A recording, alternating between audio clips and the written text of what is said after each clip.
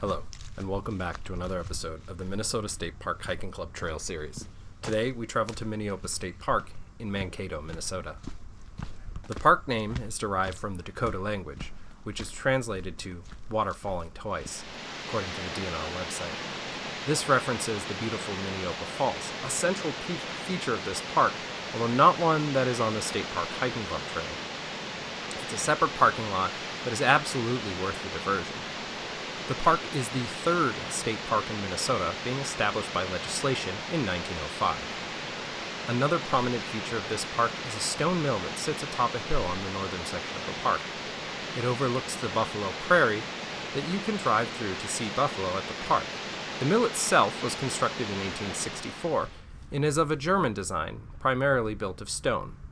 It was damaged by numerous natural calamities, and in 1890, a tornado tore off its arms for the last time.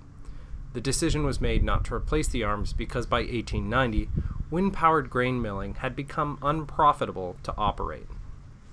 There was a town named Minneopa that flourished around a nearby train depot, but like many small towns in the past, it was hit with misfortune and ultimately faded away into the history books. This particular cause is attributed to the repeated grasshopper plagues that decimated the crops for several consecutive years. The train station remained a popular one for some time, however, as it served as a transit hub, taking tourists to the nearby Minneopa Falls. The animals at the park are numerous and include turkeys, ringneck pheasants, coyotes, white-tailed deer, a variety of snakes, and beavers, among other animals.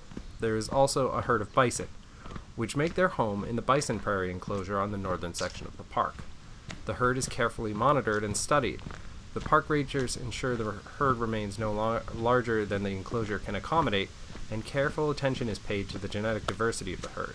The current bull, according to the DNR website, was sent from Theodore Roosevelt National Park in North Dakota. The trail begins by the campground on the north section of the park. It then heads into a small patch of woods. It alternates between sunny patches on the edge of the forest and woodsy sections with significant shade. The path itself wedges in between the 325-acre enclosure of the bison and the Minnesota River. The trail will likely call for both sunscreen and bug spray as a result. Since the majority of the trail goes directly along the enclosure, keep a ready eye out and you just might spot the buffalo herd.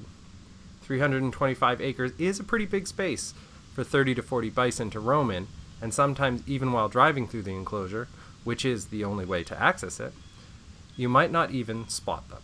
So it's not a certainty that you'll see buffalo, but it is still possible.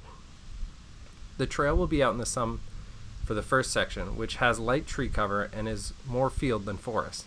But as the trail continues, the tree cover will become more. There are different spots along the path where there are small offshoots that have overlooks to the Minnesota River. A couple even have benches where you can sit and enjoy the shade for a little bit while you rest.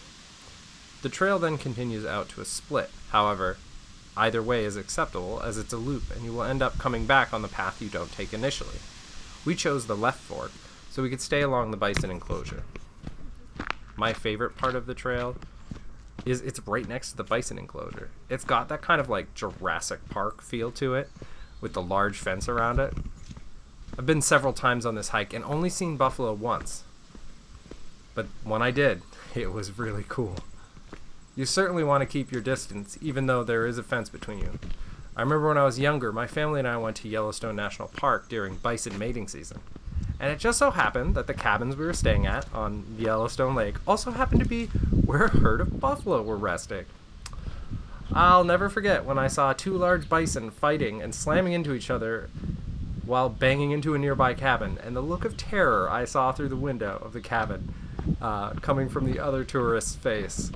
Nothing bad happened, thankfully, but these are large, powerful beasts that are not to be trifled with. Thank you for watching, and if you like this addition to the series, like and subscribe. Also, let us know which state park you'd like to see next.